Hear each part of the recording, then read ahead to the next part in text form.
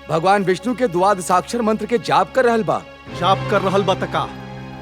रउआ तो जानत बानी देवराज, जे भी मन से भगवान विष्णु के द्वादशाक्षर मंत्र के जाप करे ओकर शरीर में दैवीय शक्ति उत्पन्न हो जाला। और ए समय ध्रुव के शरीर में हमसे भी अधिक ताप बा। हमार लपट ओकर कुछ ना बिगाड़ सकेला। तो ओकर और निकट काहे ना गईनी? ओकर सर्वथा निकट जाके ओके भयभीत करे के चाहत रहल। असंभव रहल देवराज। यदि हम ओकर निकट जैती त स्वयं भस्म हो जैती।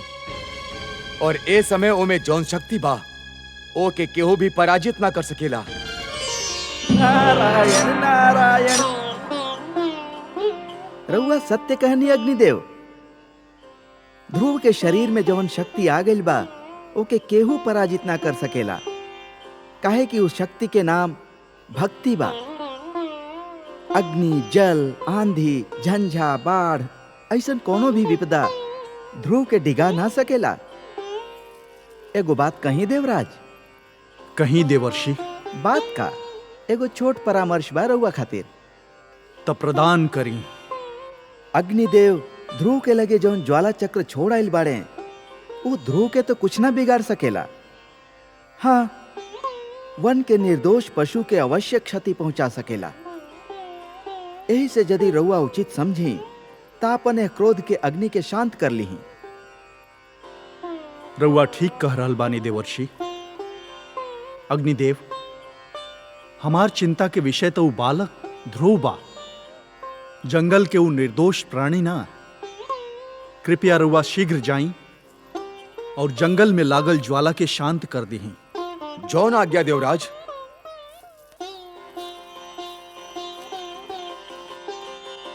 नारायण नारायण।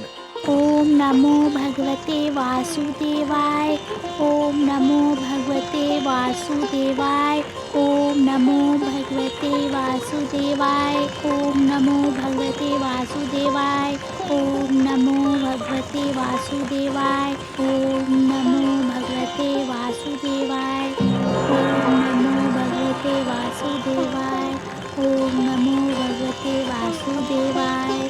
ओम नमो भगवते वासुदेवाय। ओम नमो भगवते वासुदेवाय। ओम नमो भगवते वासुदेवाय। ओम नमो भगवते वासुदेवाय। ओम नमो भगवते वासुदेवाय। ओम नमो भगवते वासुदेवाय। ओम नमो भगवते वासुदेवाय। ओम नमो भगवते वासुदेवाय। ओम नमो भगवते वासुदेवाय। ओम नमो भगवते वासुदेवाय। ओम नमो भगवते वासुदेवाय।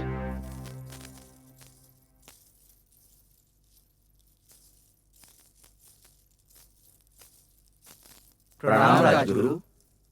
प्रणाम। का बात बा? रउआ लोग के मुख देख के तो ई लग रहल बा कि अवश्य कोनो अशुभ समाचार बा। हाँ राजगुरु, ऐसा लगत बा कि स्थिति नियंत्रण के बाहर होकर जा रहल बा। काहे? समस्त राज्य में असंतोष फैलल बा। असंतोष? बाकी का है? प्रजा पर तो कोनो अत्याचार नहीं है भइल। प्रजा में ई भावना फैल गई बा कि राजकुमार ध्रुव के जाए के कारण महारानी सुरुचि बाड़ी और उनकरा विरुद्ध बहुत क्रोध फैलल बा। यदि प्रजा के ई क्रोध राजभवन की ओर मुड़ गई ता अराजकता फैल जाई। केवल रउए महाराज की परामर्श दे सकेनी कि उ प्रजा के भावना के शांत करे खातिर कोनो उपाय करे। ना, महाराज ये स्थिति में नहीं खे कि वो कोनो परामर्श दे सके या ले सके। पुत्र वियोग उनके निढाल कर देले बा। उनके त सूचना दिहल भी उचित नहीं खे कि राज्य में असंतोष फैल रहल बा। परंतु अब का कइल जाए राजगुरु? कहे के त देश राजा के ही होखेला। ओह पर राज्य कैल, ओके संभालल राजा के कर्तव्य भी बा और ओकर अधिकार भी। परंतु ई कार्य के संपूर्ण करे में राजा जौन लोग के सहायता लेवेला वो भी उत्तरदायी होखेलन।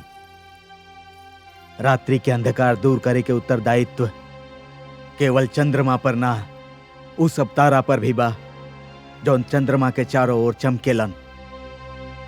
यदि प्रजा में असंतोष फैलल बा तो ओके दूर करे के उत्तरदायित्व हमरा पर और रउआ पर भी बा।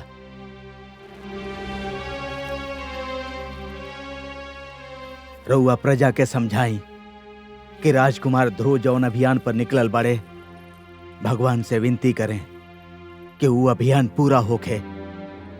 ध्रुव के अभियान पूरा हो गई तो सब कुछ अपने आप ठीक हो जाई।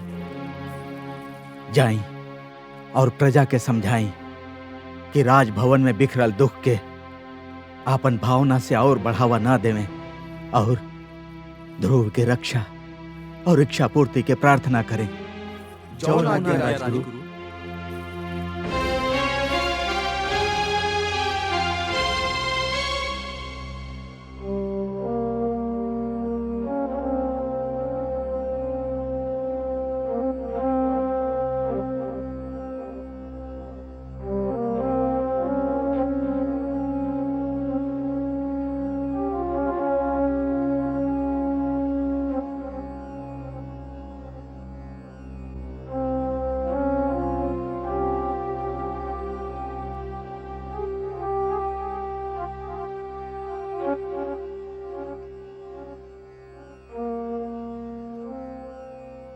महाराज, राजसभा के समय हो गइल बा।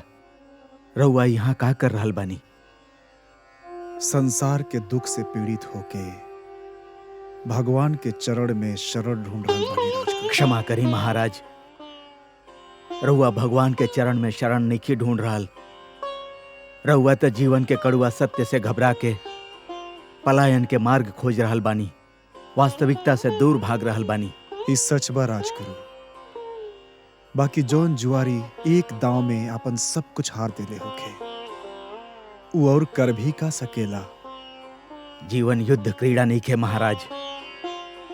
ईश्वर त मानव के जीवन कर्म क्षेत्र के रूप में देले बाड़े।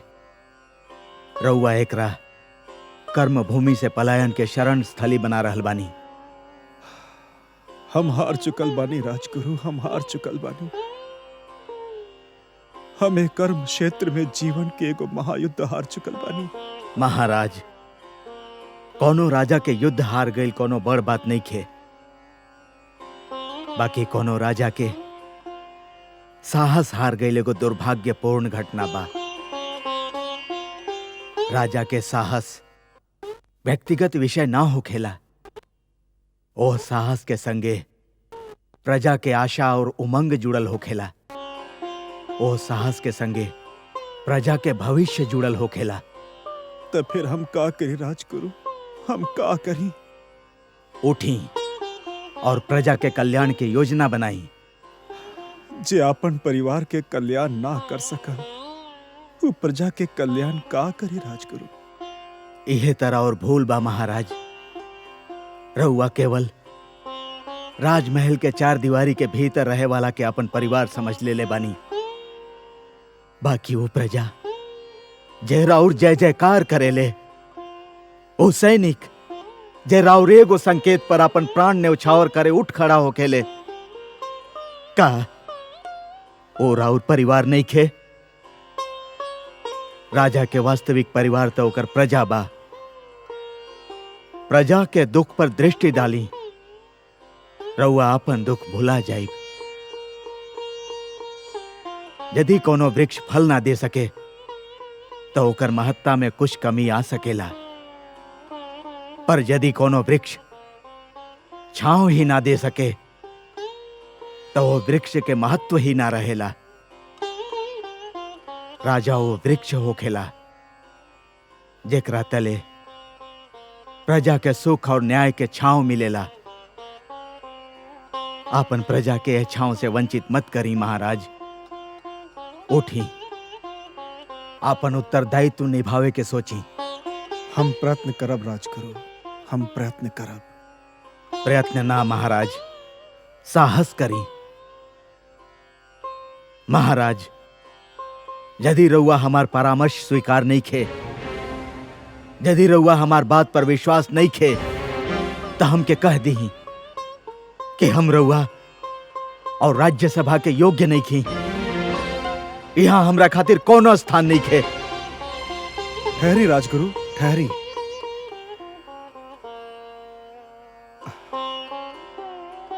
राजगुरु, हम जीवन में बहुत कुछ खो चुकल बानी।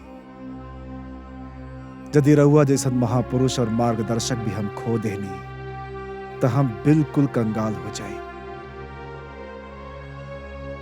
रउआ हमके सत्य के मार्ग दिखा देले बानी, हम और आभारी बानी। ओम नमो भगवते वासुदेवाय।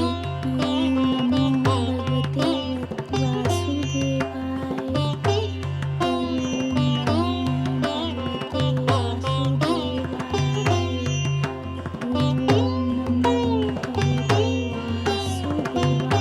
ओम नमो भगवते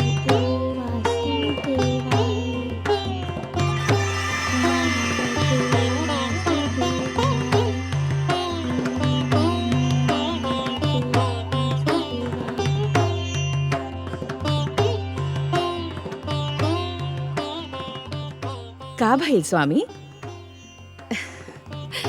हे कमल नयन, जब त्रिलोक में उजाला फैलेला, जब धरती पर वसंत झूमेला, जब कमल खिलेला, जब पुष्प आपन सुगंध फैलोवले, हम समझ जानी कि रउआ मुस्काइल बानी। इस सब दृश्य राउर मुस्कान के ही छवि बा। विधाता मुस्कान के रचना ही एक खातिर कैले कि ऊ राउर अधर के शोभा बढ़ाए। बाकी अभी अभी हम राउर अधर पर जौन मुस्कान देखनी, ओमे एगो विचित्र ज्योति, एगो अद्भुत प्रकाश दिखाई दिहल हमके। जैसे राउर अधर से मुस्कान ना, किरण फूट रहल होके। केहू हमके आनंद विभोर कर रहल बा देवी। अवश्य ही सृष्टि के कोनो भाग में भक्ति के प्रकाश के उदय हो रहल बा। हमके एगो विचित्र आनंद के अनुभव हो रहल बा। होके ना होके, ई हमार ध्रुव के भक्ति के ही चमत्कार बा। ओकर रोम रोम में केवल रउवे बसल बानी सर्वेश्वर। ओकर हृदय में झांक कर देखी था, केवल राउर छवि ही दिखाई पड़ी।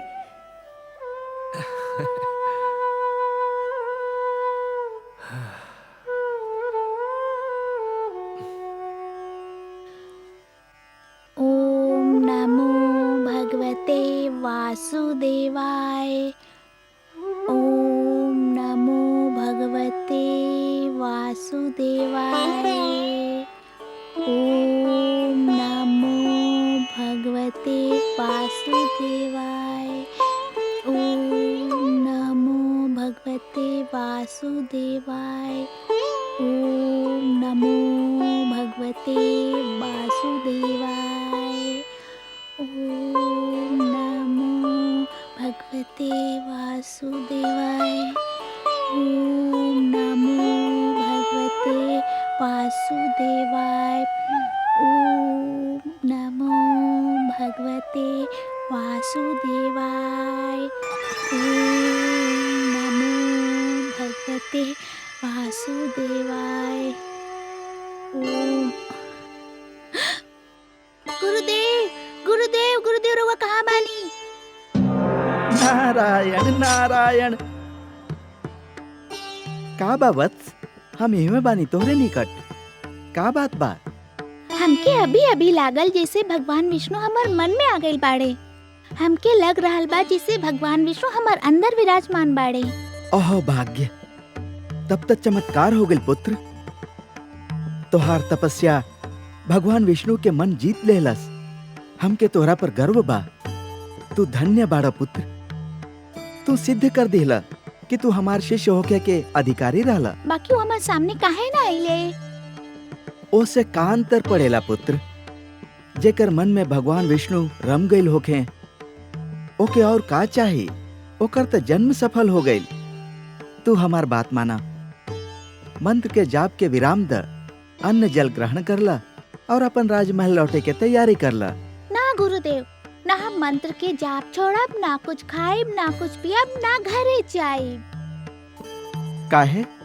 अब और का पावे के शेष रह गइल बा? अभी तो भगवान विष्णु केवल हमार मन में आइल बाड़े। तब फिर और का चाही तो के? हम चाहत बानी भगवान विष्णु हमारे सामने आए, हम उन्हें देखे चाहत बानी, किंतु का है? हम उनसे बात करे चाहत बानी, उनसे कुछ पूछे चाहत बानी। तोहार मांग त बढ़त जा रहल बा पुत्र, और जैसे जैसे तोहार मांग बढ़ रहल बा वैसे वैसे हमार चिंता बढ़त जा रहल बा। का पूछल चाहत बाड़ा तू? हम उनसे पूछे चाहत बानी कि हमके हमार पिताश्री के गोद से काहे उतारल गई, हम पर अन्याय होकर देख के हमार पिताश्री काहे चुप रहले, संसार में ऐसा अन्याय काहे होखेला, यही से भगवान के हमार सामने आवे के होके, ना तो हम ऐसे ही भूखे प्यासे रहब। सुना पुत्र, तू भाग्यशाली बाड़ा कि तोहके इतना कुछ मिल गई। भगवान विष्णु के प्रसन्न करके उनकर मन जीते वाला तू पहला सबसे छोट आयु के बालक बाड़ा। अब और हट मत करा। भगवान विष्णु तुहार मन में रम गइल बाड़े तो समझ तो के मिल गए। ना गुरुदेव, हम उनके अपन सामने लाके ही रहब। ओकरा खातिर जौन करे के पड़ी पुत्र, उ तोहरा से ना होई। रउआ बताई तो सही, हम अपन भगवान के देखे खातिर कुछ भी कर सकेनी। बाकी ओसे तोहार प्राण पर भी संकट आ सकेला पुत्र। हमके अपन प्राण की चिंता नहीं खे, हमके तो बस भगवान विष्णु के देखे के बा। रउआ बताई हमके का करे के होखी? नारायण नारायण, न जाने कैसन हठी बालक से पाला पड़ल बा। अब एकर बाल हट के हम का करी? हमके बताई ना हमके का करे के बा। ना पुत्र, तू ना कर पैबा, बहुत कठिन कार्य बा। हम कर ले हब, रउआ बताई तो सही। अच्छा तो सुना, यदि तू अपन इच्छा के पूर्ति चाहत बाड़ा तो तोहके अपन श्वास रोके के होखी। कैसे? सुना पुत्र, एक बार ओम के उच्चारण करके पूरा शक्ति से अपन श्वास के अंदर खींच के मन ही मन ओम नमो भगवते वासुदेवाय तब तक जाप करा जब तक स्वयं भगवान विष्णु तुहार नेत्र के सम्मुख साक्षात ना आ खड़ा होके।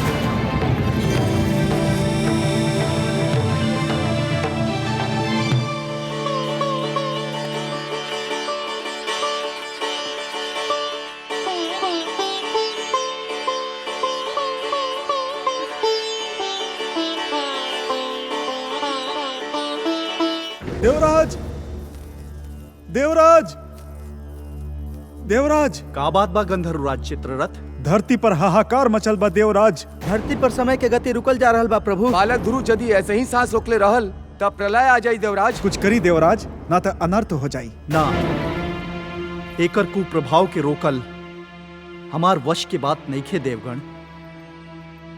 हमनी के ब्रह्मा जी के लगे चले के चाही। अब उहे एकर कोनो उपाय बता सकेले?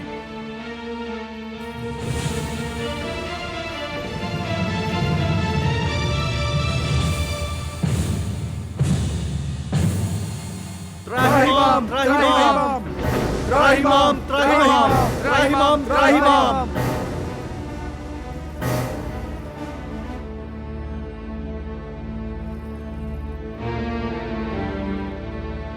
हे ब्रह्मदेव, कोनो उपाय करी, ना तो बालक ध्रुव के कारण अनर्थ हो जाई। उस श्वास रोक के संसार के सब गतिविधि ही रोक देलस। स्थिति तनी देर और रहल त संपूर्ण जगत के सर्वनाश हो जाई। जगत के रक्षा करी भाग्य विधाता। हम का कर सकेनी देवराज, हम अपन सीमा लांग के त ना जा सकेनी। हम जगत के रचना कर देहनी, यह हमार सीमा रहल। जगत के रक्षा त केवल उहे विश्वाधार पद्मनाभन लक्ष्मीपति करुणा सागर भगवान विष्णु ही कर सकेलन। और फिर ध्रुव, हमार नाम तो नइखे जप रहल कि हम ओके शांत कर दी। ऊ तो भगवान विष्णु के मंत्र के जाप कर रहल बा। इस समस्या के संबंध उन्हीं से बा और समाधान भी केवल उहे कर सकेलन। हमनी के मिल के उनकर सेवा में चले के होखी। संसार के संकट से उहे उबार सकेलन।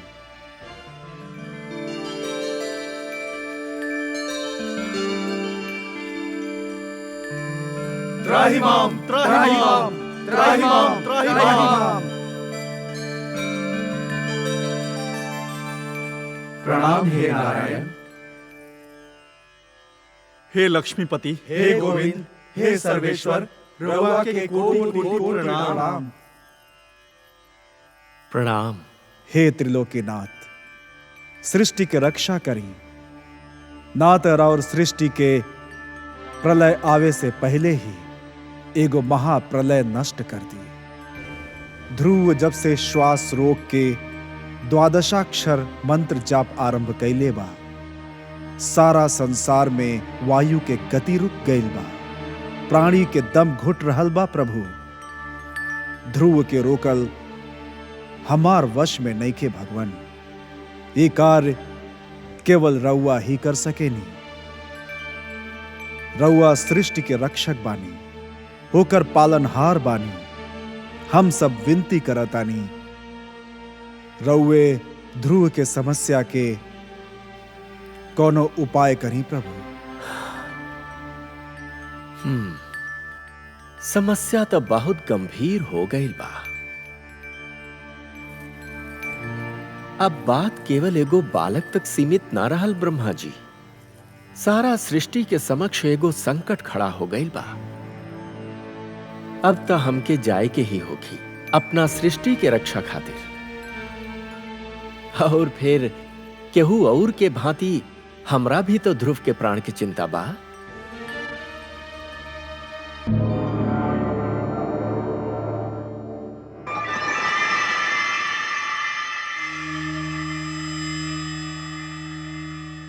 वासुदेव, वासुदेव रउआ कहाँ चल गए नी वासुदेव?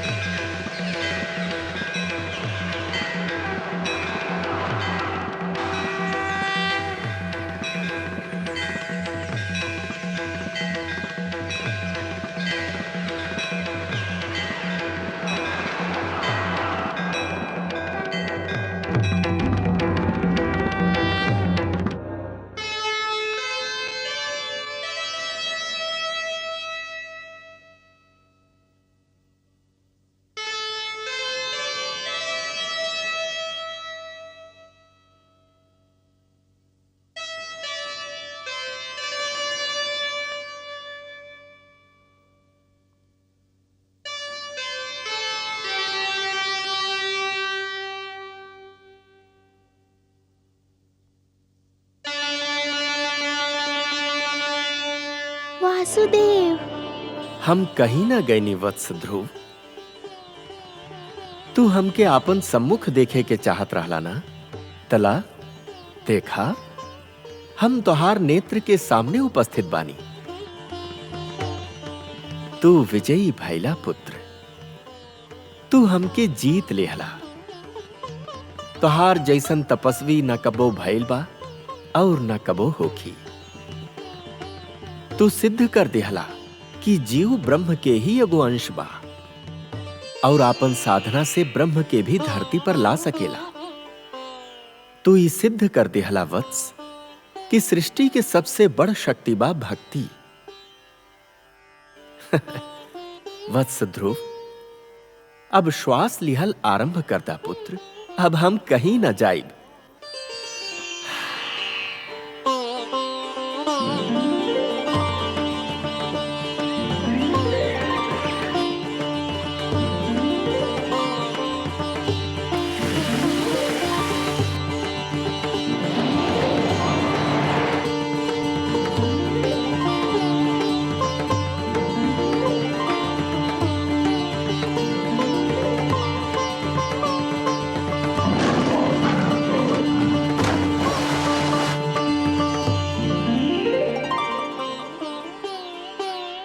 तू हमसे मिले के चाहत रहला, हम तोहार इच्छा पूर्ण कर दिहनी। अब अपन माता पिता के लगे लौट जा। ना भगवान ना, अभी हम ना जाए। काहे वत्स? अभी तो हमके रउआ से बहुत सारा बात करे के बा, बहुत सा प्रश्न पूछे के बा। प्रश्न? हमरा से? भला ऐसन कौन सा प्रश्न बा तोहार मन में? हमके बताई प्रभु कि हमार छोटी माँ हमके अपन पुत्र काहे न मानेली, वो हमार माताश्री के दासी काहे कहली, वो हमके हमार पिताश्री के गोद से काहे उतरली, हमार पिताश्री छोटी माँ के रोकली काहे ना, बताई भगवान। अरे अरे अरे अरे अरे, इतना सारा प्रश्न इक्के संगे। अच्छा ये बतावा कि सबसे पहले तू कौना प्रश्न के उत्तर चाहत बाड़ा? हमके हमार पिताश्री के गोद से काहे उतारल गई। अच्छा, त ये प्रश्न तोहके सबसे अधिक व्याकुल कैले बा? हाँ भगवान। हमार निकट आवा।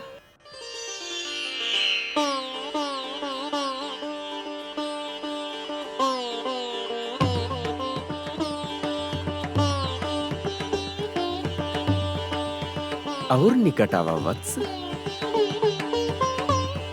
आवा वत्स।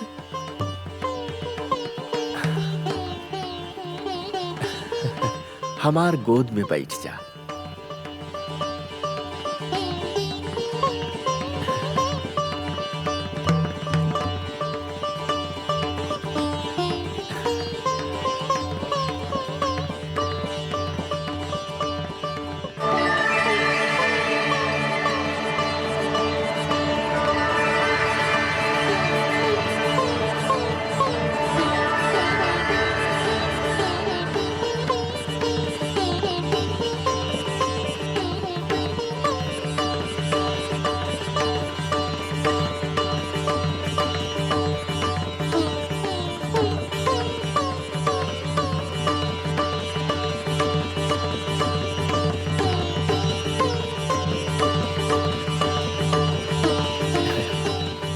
वत्स, अब और प्रश्न पूछे के बा हमसे?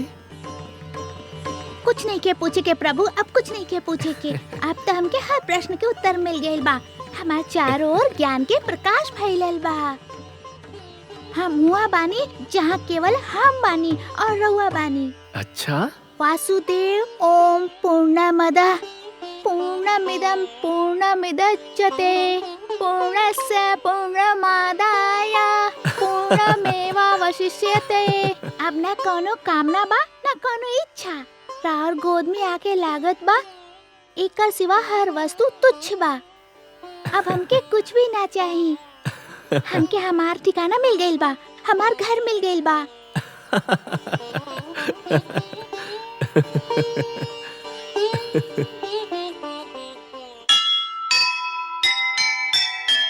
दुनिया ने देखी नहीं प्रभु से ऐसी प्रीत, नन्हे बालक ने लिया वासुदेव को जीत। प्रश्नों के उत्तर मिले, सफल हुआ अभियान, सब कुछ उसने पा लिया जिसे मिले भगवान, जिसे मिले भगवान।